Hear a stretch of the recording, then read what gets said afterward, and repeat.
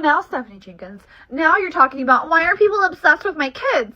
Excuse you? Why are people obsessed with your kids? Aren't you the same woman who put out a video of your daughter, Addie, basically looking at Momo saying, this girl's cute, she's gonna make us a lot of money? Yes, you did.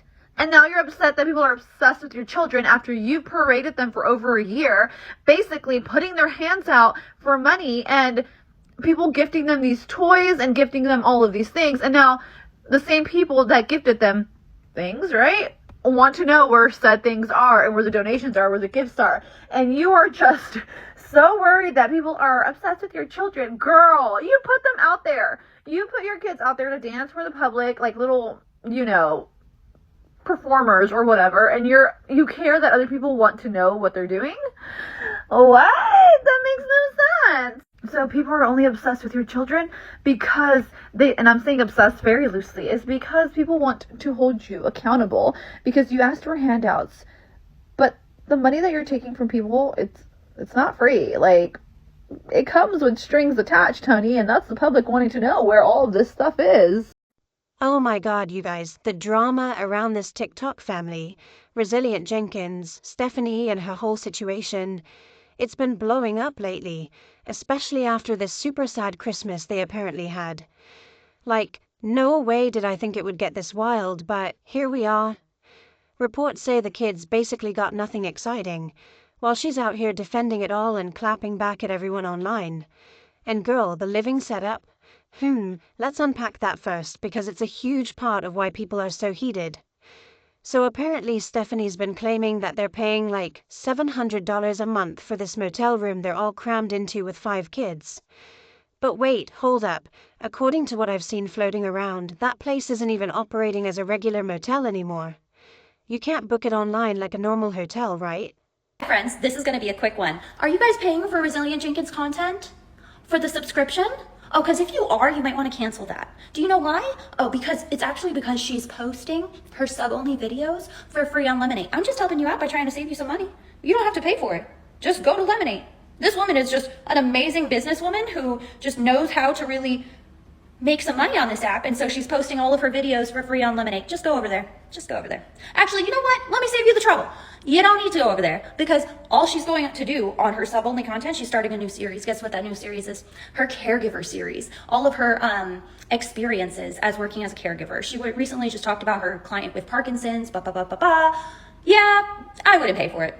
Save your money. One location got shut down for good, and this one's supposedly turning into something else soon, like in 2026 or whatever. Rumor has it, it's actually functioning as a government-funded shelter now, meaning the state or whoever covers the costs directly to the owner, and residents don't shell out rent like that. If anything gets charged, it's maybe for damages if things get messed up from, not keeping it clean or whatever goes on in there. But straight up monthly rent? Nah, allegedly not happening. It's all public info if you look into local shelters and how they work. So when she drops that $700 number, people are side-eyeing it hard because it just doesn't add up. And honestly, this whole thing ties into how she's trying to spin their life for content. Like, she's really pushing this creator vibe, posting about their resilient family journey. But low-key, the effort seems all over the place. I've heard she put up some exclusive video on TikTok for subs to pay for, then just dropped it for free on another platform. Father of the Year wants to know our opinions on him. Does he now? You sure about that? Curious, what happened, what people actually think of us, because I think people think that we're pretty awful people. I don't know why. I think it's pretty normal, pretty cooking in a situation, not ideal, but I'm trying to do the best to get out of it. Let's see, you're pretty awful people because you abandoned your first son, you still refused to take care of him, a judge tried to tell you to take work so that you would stop dodging child support. You allowed your family to become homeless because you were so dead set on not working to provide for said first child. In my opinion, you're a deadbeat for when you're a deadbeat across the board. I hope that helps. I don't care that you take care of your kids now, which you don't. You helped alienate your son from his mother. You co-signed the AB and NEG of children and animals alongside your is it a mistress when it's the other way around? I don't want to call her your girlfriend because she's married. So your mistress, mistressy, mistress A, I don't know. You don't try everything to get out of there because both of your asses haven't been working around the clock for the whole time that you've been there, so no. And yeah, I mean, we just keep going on and on about all the horrible things about you both, but y'all already eat up enough storage in my phone, and you can just look down my page to find out all the horrible things about both of you. Bye now. Girl, if you're serious about making money online to improve things, why not stay consistent? It comes off like she's not fully grinding, And if she put in real work, she could probably pull in way more to get them out of that cramped spot. But instead, it feels half-hearted, and that's what's frustrating people. They're not saying it's all fake for views, because if it was pure rage bait, she'd be cashing in bigger by leaning into the chaos more. But allegedly, she's posting the same stuff everywhere without much strategy, and it's like, oof, if the goal is bettering life for the kids, why not hustle harder? Okay, so moving on to this latest blow-up. She's out here ranting about how everyone's obsessed with her children. Excuse me? Reports say she's flipping the script, acting like critics are creeps for caring too much. But girl, listen, aren't you the one who's been sharing their daily life online for ages? Allegedly, there was even this old clip where one of the little ones, Addie I think, was looking at some character or whatever and saying something like it'd bring in money. Like, you've been putting them front and center, showing their dances, their setups, accepting gifts and toys from viewers. And now that people are questioning where all that stuff went or why things still look rough, you're mad they're paying attention. You know, Stephanie is trying so hard to get out of this situation she's in, living in the motel room with her 5 kids. She's really taking content creation serious. The sub-only video she posted for people to pay for on her TikTok, she posted for free on Lemonade. Because that's the kind of worker Stephanie is. She is inconsistent. She gives no fucks. She doesn't care. She doesn't try. She could make money off social media if she truly put effort into it. But she is such a lazy individual. I truly don't think she has it in her. And a lot of people say that they think that this is rage bait, that she actually isn't living in this environment. But I know she is, because if she really was doing this on purpose, she could cash out a lot more than what she is. Because she is putting in literally no effort. She's literally posting the videos she's making some people pay for free on another app. Like, she is so lazy. She is so not trying to get her kids out of that situation. It's not even funny. It's just disgusting. It doesn't track. Real talk, the obsession people are talking about isn't some weird fixation. It's concern. You open the door by sharing the hard times, asking for help indirectly through views and gifts, and yeah, that comes with folks wanting accountability. Like, where are the donated items now? How are the kids really doing in that tiny room? It's not free money without questions, you know. And after this Christmas that apparently fell super flat, rumors say barely any gifts, maybe some secondhand stuff or nothing that lit them up. She's defending it by saying extra toys would just clutter the space. Fair point on limited room, I guess, but wait, there were other options. Like experiences. People online pointed out how tickets to somewhere fun, say urban air or a trampoline park, wouldn't take up any space at all. Just print them out or put them in a card. Boom, magical day out of the room for those babies. Or even a pool day at a hotel, some treats, something to make memories. But allegedly that didn't happen. And right after complaining about no room for gifts, she brings in new furniture or organizers. Priorities feel off, and it's got everyone talking. You went dumpster diving for a table. First of all, you have a man. You have King Daddy. Why are you carrying this table back walking on the side of the road? You literally have a car. Second of all, if King Daddy has the car, who's recording you? Are one of the kids recording you? So if your oldest is with you, dumpster diving for a table, does that mean that the 3 youngest are watching themselves? Or is D forced to watch these 3 kids? I'm just very confused here. Did you bring 5 kids with you dumpster diving? Or did you and King Daddy go dumpster diving and leave all 5 kids at the motel alone? How are you finding all this time to do things by yourself? You have 5 children. And this is where it gets heavy, you guys. The concern isn't obsession.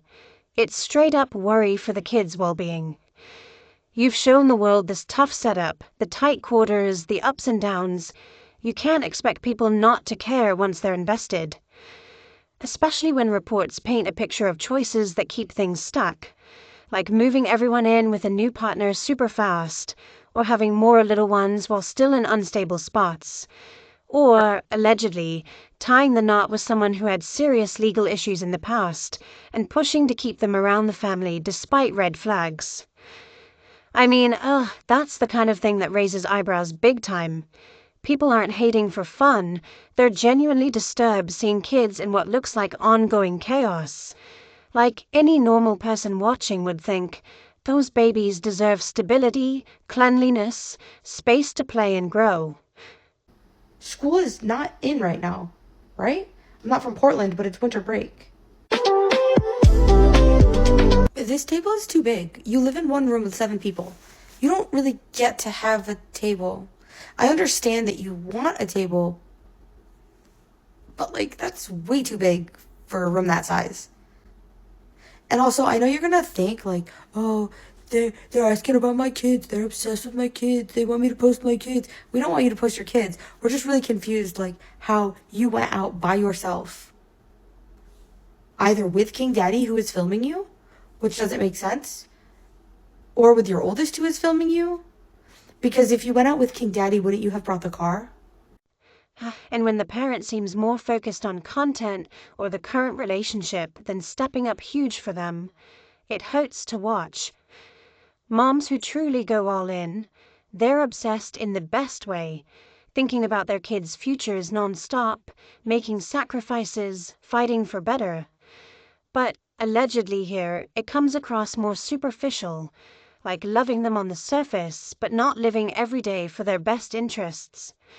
You'd die for them, sure, but are you living for them?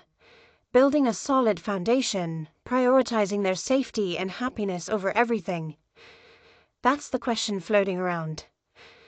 Oh, and get this, she apparently just had this light bulb moment and started blocking tons of critics on Facebook, like mass blocking anyone calling her out or being rude. If this was all intentional drama for engagement, why cut off the comments and views? Ragebait thrives on reactions, right? But she's shutting it down, saying she's building a supportive community and won't show the kids until it's positive vibes only. But you weren't, you were walking, which makes me think King Daddy had the car wherever he was. And all 5 kids don't fit in the car. So children were in your care. Like historically, you make bad decisions. So I wouldn't be surprised if somehow all 5 kids are alone in the motel room and you're running out dumpster diving. But who's recording you then? Like, who'd you bring? You brought someone with you. Also, why are you carrying this table? I would tell King Daddy to carry the table. That's the whole point of his existence. Is it not? You really blow my mind. Like, I don't understand anything you have going on. Like, you're just... Get it together, girl. That table's too big. Didn't you throw out your last table so that you threw out your last dining room table so that the kids could sleep on the kitchen floor? You had a table. Girl, that's not how it works when you've put so much out there already. You can't flip the switch and expect the internet to forget the concerns. And dreaming of that wholesome, sponsored family creator life, with the constant mess and choices that keep popping up, it's not adding up. No amount of blocking changes the core issues people see. Stephanie and her whole situation, it's next level hypocrisy, and I'm not even exaggerating. Like, no way did she think this post was gonna land softly. Apparently, she dropped this long rant online complaining about how everyone's so quick to judge moms who appear perfect, but then turns around and does the exact same thing to some random creator. Harder, meaner, and with no receipts at all. And girl, the internet ate her up for it because, hello, pot meet kettle. So, in Stephanie's quest to justify the abysmal Christmas that she gave her children, she has taken it upon herself to say that we are obsessed with her children, alluding to the fact that we are creeps or something, which is quite the accusation, coming from the woman who married a PDF file and begged the judge to allow said man in her children's lives. But Stephanie, we are not obsessed with your children. We want you to take care of them. Like any rational human being would care, we care. You can't show us your children, plaster their lives on the internet, plaster their terrible living situation, embarrassing them to their peers and opening them up to really dangerous things. You can't show us your children and expect us not to care about them. We care about them. We're not obsessed with them. We want you to care. So here's how it allegedly went down. She starts off calling out the hypocrisy on social media, saying people hype up these polished moms with the cute matching outfits, the massive houses, the fancy cars. Like, she even threw in a Cybertruck as the big bad symbol or whatever.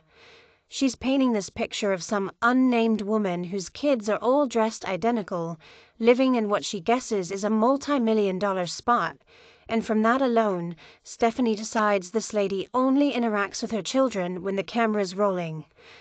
And then, wait for it, she claims that off-camera, the mom basically tells the kids to get lost. Excuse me?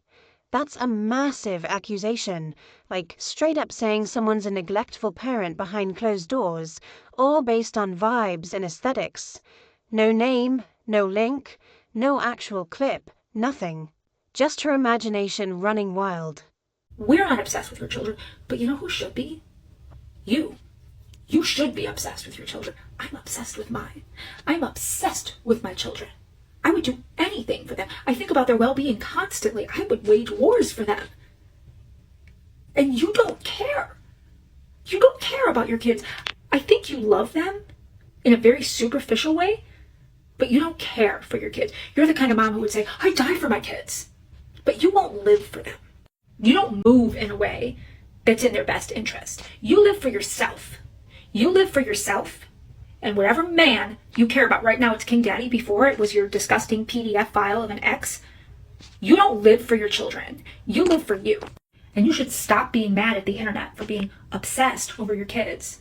You should try being obsessed with them. You should try caring. You said you couldn't give them anything for Christmas. You couldn't, what would we do with an abundance of gifts? Another creator pointed this out.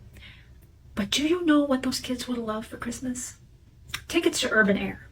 That wouldn't have taken up a square inch in your apartment. But here's the wild part, you guys. This is the same Stephanie who's always flipping out when people make assumptions about her life. Reports say she's raged before about folks judging her parenting from short videos or screenshots, saying, you don't know what happens off camera, or you're filling in gaps. Like, she's built her whole defense around that, and now she's out here doing it to someone else, filling in massive gaps about how this stranger treats her kids, assuming the worst intent, all from a fancy house and a truck. Oof, the self-awareness is nowhere to be found. It's not subtle, it's not some deep critique of influencer life. It's just reckless, and people clocked it immediately. And honestly, it feels low-key like projection. Do you have any idea how happy those babies would have been if they would have opened up tickets to urban air? Tickets to any kind of experience that gets them out of that musty motel room. You had so many options to make this Christmas magical that wouldn't have crowded up your motel room, but you don't care about that. Right after you said that, you hauled home another table that you can't fit in there. You just don't care. You don't care about them. If you did, you wouldn't have married your ex. You wouldn't have moved them in with a man that they've known for barely a month. Who does that, Stephanie? You wouldn't have intentionally conceived more of them while they were sleeping on moldy mats on the floor, covered with lice and fleas. You don't care. And that is disturbing to any outsider. Anyone watching this is deeply concerned about your children. It's not obsession, it's genuine concern. And this stung extra because apparently, not long before all this can't afford it talk, she was hyping up how their Christmas was going to be epic. Like, better than everyone else's. All handled, no worries.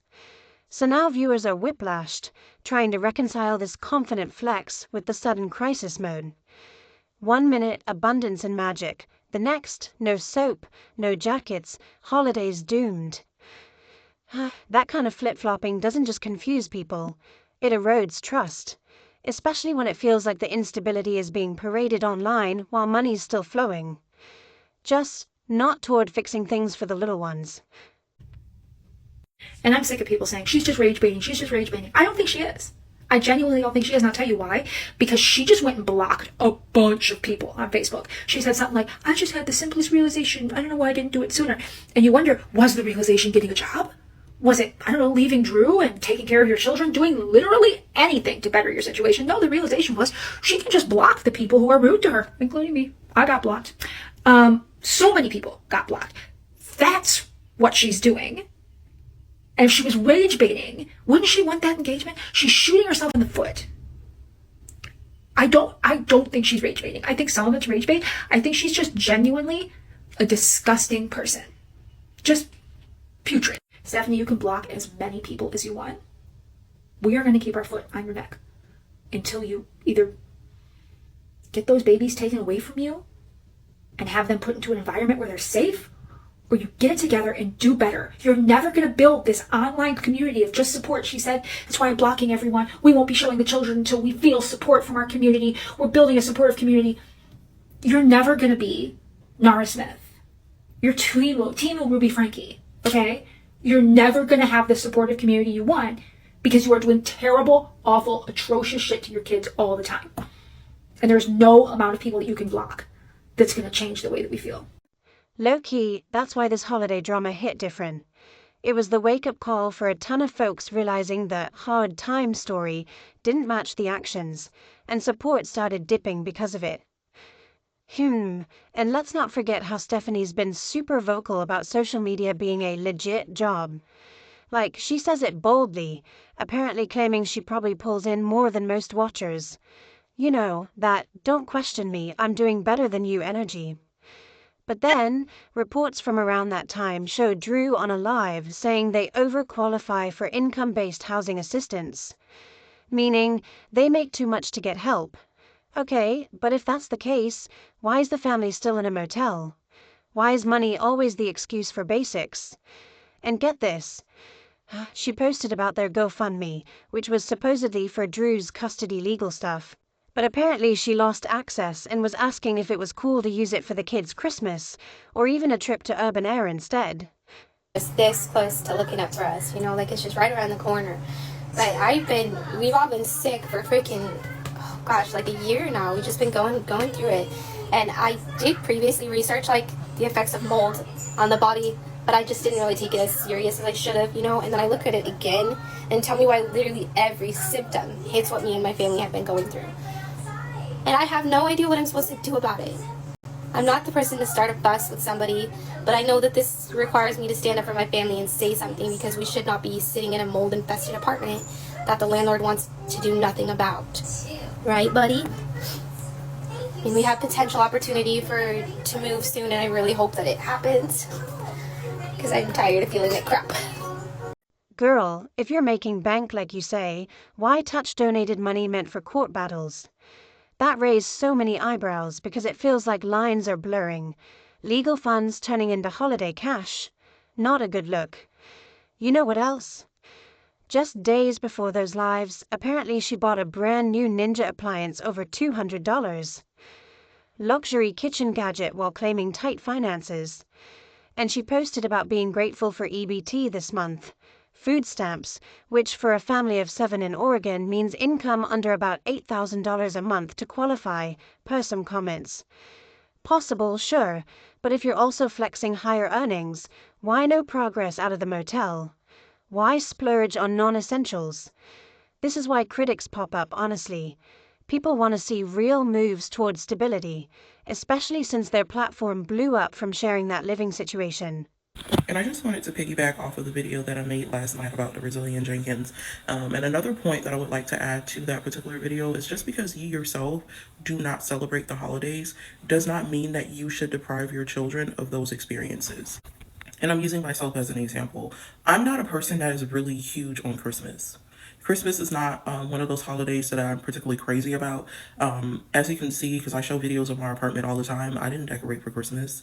And the reason why is just because it's the two of us. We don't have any children at the moment. However, in the future, when we do have kids, I'm definitely going to, you know, do all of the Christmas decorating and the Christmas family photo shoots, and take my kids to go look at Christmas lights and make sure that they take pictures with Santa Claus, and also, you know, just make sure that they have Christmas gifts under the tree as well.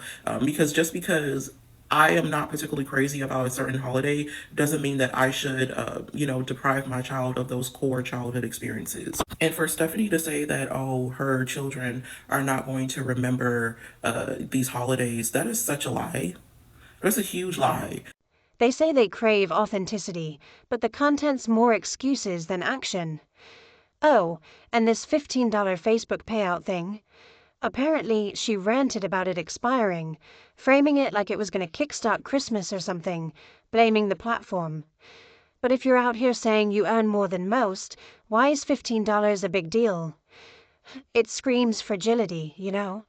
Like that mindset where a tiny amount feels life-changing tells a whole story about what's really going on behind the scenes, no matter the big talk.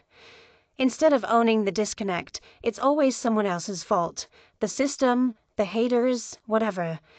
Those two vibes can't coexist, and it just made people question everything. But girl, listen, the GoFundMe pivot was a massive red flag. Created for legal fees in Drew's custody fight. Serious stuff. That's what donors signed up for. And you know you're capping, and I'm gonna tell you why. Because I definitely remember getting a Barbie dream house when I was 6 years old. Okay? My uncle got me that present. And it's something I was begging for all year long. And he got me that gift. And he told me that he got me that gift. And it was like, it wasn't Christmas Eve, but it was the day before Christmas Eve. And I was like, I wanted to open it so bad. And I was crying because they would not let me open it. But my uncle finally caved in and he let me open my Barbie dream house. And it was a good time. I was ecstatic about it. But I definitely remember that. I was 6 years old. Right. So for her to sit here and say that, oh, your kids are not going to remember, her kids are not going to remember their gifts or the presents or, the holidays. Girl, stop. Because I definitely remember a lot of the Christmas gifts that I received as a kid. I'm pretty sure she remembers a lot of her Christmas experiences because she actually got on air and, retold a story of a particular Christmas that she had one year as a child where her mother apparently was like single at the time and she was unable to afford to buy them Christmas presents. But somehow she made sure that they had, a Christmas tree full of gifts for her and her siblings. So what are you even talking about, Stephanie? Then, apparently, she says she's locked out and straight up asks the audience if repurposing it for gifts or a fun outing is okay. Pause right there, because if social media is your full-time gig bringing in more than average, you don't crowdsource holidays from court donations. That's not stable adulting. It's flexible boundaries with money that should have stayed earmarked. Help is fine. Lots of families need it. But not while positioning yourself as financially ahead. That contradiction? It's why folks mentally dipped. If the money's really flowing, Christmas wouldn't come from a redirected GoFundMe. As somebody who spent a good many years of their life working in housing navigation, specifically for homeless individuals and unhoused families, the resilient Jenkins are not leaving that hotel. Not anytime soon. On this app, there are other families that are living in hotels and are also documenting their journey. The only difference between these families and resilient Jenkins is that these families are not rage baiting and they're not traumatizing their children. They live the exact same experience. There's families with 3-4 kids living in a motel, just like the resilient Jenkins, and they document their struggle also too. They document the difficulty of getting into housing. They document the difficulty of navigating raising children, living in a hotel. The only difference with these families and resilient Jenkins is that they're not traumatizing their children. There are families that are living in hotels that are dealing with custody battles, dealing with fathers who are behind on child support payments, dealing with fathers who don't make enough money to get their family out of that hotel. At this point, people started crunching numbers themselves, not out of spite, but because nothing added up. Like, one creator broke it down using public info. They've got around 220,000 followers on TikTok, way over the 10,000 needed for the creator fund. You get paid for views from the For You page, at least 7 seconds watched. Even lowballing it super conservatively, assuming only 25% of views qualify, which is unusually low for a big account, and estimating 50 million views a month based on their posting, that's 12.5 million payable views. Then RPM, pay per 1,000 views. Let's say a low 50 cents, even though high engagement accounts like theirs could be 75 cents to $1. Math shakes out to about $6,000 a month from views alone. Not millionaire status, but full-time income for sure. There are families on this app very similar to the resilient Jenkins. The only difference is they choose not to traumatize their children and rage bait everybody on Beyonce's internet. But what you have to remember is Resilient Jenkins' family is not leaving that hotel anytime soon. They'll be there for another year, another 2 years. And coming from professional experience, homelessness is a trap. When the primary income earner does not make enough to get the family out of homelessness, when the primary income earner has horrible credit, when the mother does not work a regular job, but does social media as a source of income, and social media does not count as income. In the eyes of a landlord, social media does not count as income. Once again, this is coming from somebody who has professional experience in helping unhoused individuals get into housing. Social media, TikTok, Facebook, DoorDash does not count as reliable income. So the question shifts. If that's the case, why no housing? Why act broke? They could show a $1,099 as proof of income for rentals, no problem. And subscriptions? Apparently, she launched them at $5.99 a month, and at one point, over 700 people in a live, even if not all subscribed. That's potentially over $2,000 monthly just from that, not counting gifts, fund earnings, or shop sales. Again, where's it all going? Why still beg for basics or post wish lists? Drew even said they overqualify for aid, so too much income for help, but then claim they can't afford necessities. Doesn't track. The only way to get out of homelessness is a W-2. A reliable, documented source of income coming from a W-2. Do you know how many times I've been told by landlords that the client that I'm working with does not qualify for housing because they did DoorDash? Because they're doing Uber Eats, they're doing DoorDash, they're doing Uber, they're doing Lyft, they're doing Amazon Flex. It's discriminatory. And that's why homelessness is such a big issue. That's why you have thousands and thousands and thousands of families living in hotels in this country. The only option for Stephanie Thompson and Andrew Jenkins to get out of homelessness is to find a private landlord that will allow them to pay a double deposit, and they will have to be able to show that they have at least a year's worth of rent saved up. That is the only way they are able to get out of that hotel. And unfortunately, they're not able to do that because we know how irresponsible they are with their money.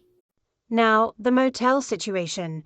Apparently $2,800 a month, $700 a week.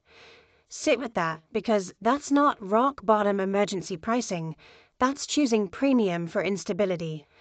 At that rate, you could snag a short-term rental, Airbnb, or apartment with a deposit. But instead, they're upgrading the space, buying appliances, blenders, making it cozy like it's permanent.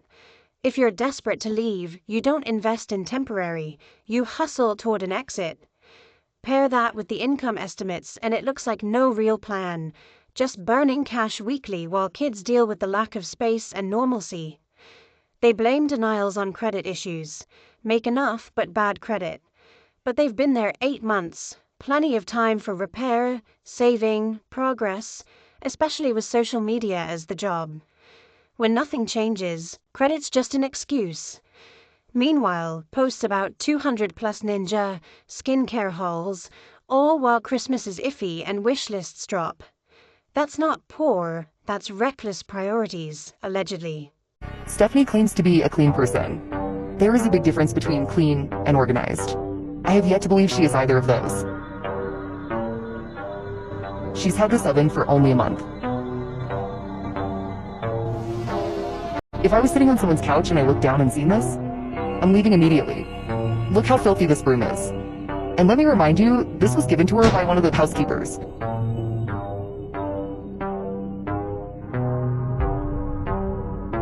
Then she uses the filthy broom on the couch. Yuck. She's mad when people say it looks like things are rough in her setup or question priorities based on what she shows. But suddenly when she's triggered by someone else's seemingly stable, comfy life, It's fair game to write a whole story about how they're probably fake and cold to their kids. Nah, that doesn't fly. The comments weren't buying it. They were pulling up old clips of her own moments, like allegedly telling one of the little ones to go away because she was live or busy online. Not rumors, just stuff she's posted herself. So when folks point that out, it's not hate or jealousy, it's literally holding up a mirror. Okay, so then she tries to pivot, saying a lot of her judgment comes from not understanding or even jealousy. She admits it right there, allegedly. And normally, that's the moment you pause, reflect, maybe delete the post, and think about why someone else's success hits that hard. But no, she keeps going, saying she wouldn't want that big aesthetic house anyway, calling it soulless or robotic or something. So let me answer this for you. So Stephanie has said that she pays $700 a month, but it wouldn't make sense because that motel, when it was actually a motel, didn't even charge that much per night per room, even on a weekly basis. So it doesn't make sense, first of all. Second of all, we do know it is only a shelter. It is, if you look up that motel, you can't book rooms anymore. It used to be you could because there was 2 of the motels. Now there's only one. The other one got shut down permanently, and this one is slated to shut down in 2026. But this is a shelter, so she does not pay anything. What ends up happening is the owner or the person that runs it gets the check from the state. Girl, if you really didn't care, why dedicate a whole rant to tearing it down? Why mock the lifestyle just to make your own feel better? It shifts from concern for kids to straight class shade, wrapped up like it's moral superiority. And this is where it gets preachy, you guys. Apparently, she starts listing all the humble things she'd do with big money, like live simply, help house other families, never need a mansion.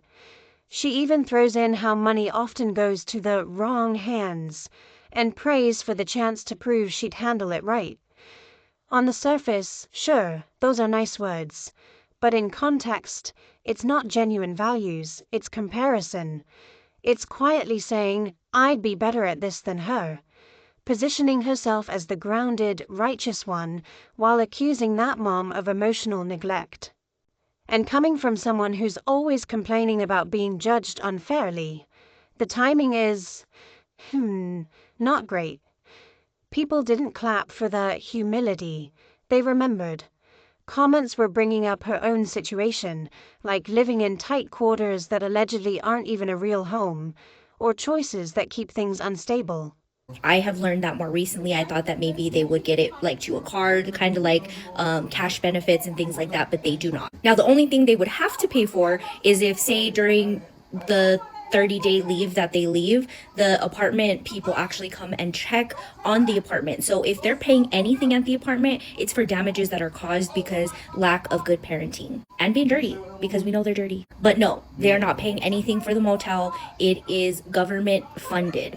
And the like comes in when Steph tried to say that they pay $700 a month for that motel. They do not. That's public information, where shelters are and how shelters are run and lists of shelters in the area. All those people that reside in that motel are in a shelter. They responded to the categories she brought up: housing, money, lifestyle, with direct parallels from what she shared. And when folks recalled times she's prioritized content or dismissed the kids on camera, that's not bullying, that's accountability. You can't broadcast your life, show the messy parts, and then get shocked when people connect dots or compare it to your words. It's not our business what you spend. You just make it our business by telling us everything you buy. Like, tell me you're just kidding without telling me. I am telling you, as is most of the internet every day that we hate you. Okay? The reason people are upset with the fact that you didn't go crazy for Christmas and go all out for Christmas is because we watched you spend all your money on yourself and King's High Piece. Like, yeah, that's just the part that you'll ignore to the end of time. And that's the only thing that people want to get through your thick ass skull. Oh, where are the days coming back? Where would we keep an abundance of toys? Maybe if you bought an abundantly sized storage unit, you would have an appropriate space to put things in, whatever. Because you can't tell me there's not like storage units like everywhere. I mean, I live in the middle of fucking nowhere and there's storage unit facilities everywhere. So you can't tell me in Portland, Oregon, there's not a storage unit probably 5 minutes from your motel. You could have had everything reorganized into a properly sized storage unit. Like, even if you had to scramble around and just get whatever, like the first weekend that you were homeless, you had 9 months. to secure a properly sized storage unit and properly pack your stuff. But you didn't. You chose to do nothing. Now your shit's ruined and you're going to beg for new stuff if you ever get out of there and whatever. Here we go again. Our goal is to save and get out of there. Our goal is to spend hundreds of dollars a month on kitchen stuff and hundreds of dollars a month on rugs and then pretend we're saving when you clearly have nothing saved. But go on. It's not anyone's business what we spend our money on. I can tell you everything we spend our money on. Don't tell everybody what you fucking spend all your money on, and people won't have an opinion on what you spend your money on. You tell us all this shit that you buy and then you beg for money because you can't afford like necessary things. And you wonder why people don't want to help you. We just let you buy a bunch of unnecessary shit. So then when you tell us that you don't have shit, who cares? It's not anyone's business how we raise our children. You don't raise them. That's the problem. It's evident by the trash all over the room that you don't parent your kids ever. Yeah, pretty much most things in your life revolving around your kids stem down to a parenting issue. But okay, the audience isn't supportive and here for the children. Y'all low-key obsessed with our children, and it's not okay. You know who else is obsessed with your children? All the weirdos that you exploited them for on the internet. Yes, you did do that. Yeah. All those thousands and thousands of shares and screen recordings and downloads and saves and who knows what else with all of the videos and pictures of your children that you've posted on multiple apps for years. Okay? We are obsessed with getting your kids out of your care because you don't take care of them. What's not clear about that? Real talk, this whole thing screams deflection. Like, instead of sitting with why criticism keeps coming, or why seeing a perfect family triggers her, she flips it to everyone's hypocritical and drags a stranger to redirect the heat. It's easier to create a new target than address the ongoing concerns about her own setup. Maybe you were just a rug addict sitting around ABing and edging kids and animals all over the internet for the last year and a half. People wouldn't try to intervene with your life. But we do because your children don't deserve to be subjected to that. Thank God your cats were saved immediately. Your children are just the next project that the internet is working on saving because you won't take care of your kids and refuse to do better by them. So we're all just here hoping that things will finally get done by the government and step in and make you take care of your damn kids or remove them. Thanks. We didn't need to see everything your kids got for Christmas. We know it was going to be most of the wish list shit anyways. Like, who do you think you're fooling? We don't care. All we care about is that you spend all your money on yourselves and not your kids. It doesn't exactly matter what exactly you bought. We knew you didn't buy anything for them. They got what was on the wish list and like Dollar Tree shit from you. And that's it.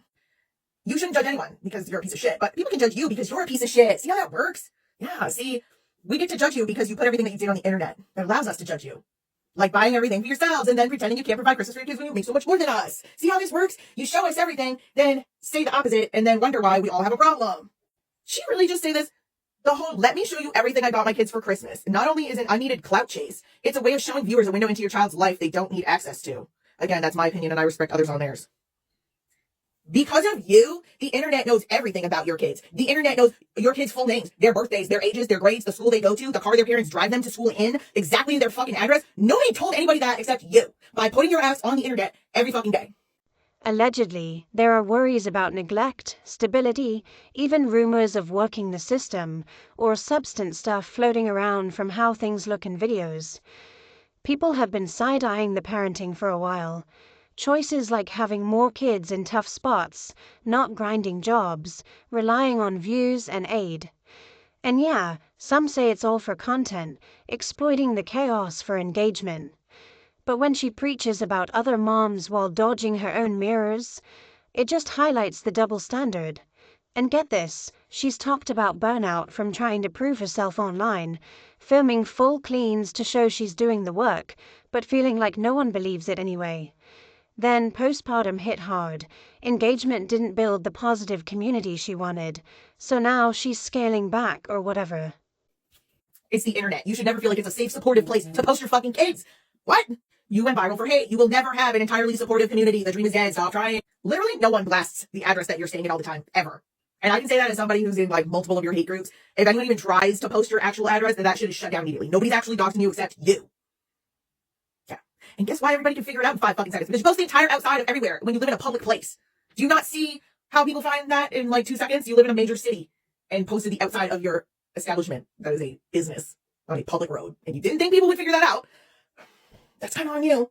But everybody tries to keep it from getting spread because it's not fair to the kids that fucking weirdos know exactly where you live. But once again, it's what they can do with that information as well. You have not only given people the opportunity to find out exactly where you are, they also know everything about your kids, the fact that you leave them their home alone, the fact that you let them outside alone, as well as their name, age, grade, school, car, everything about them. You did that. Nobody else except you.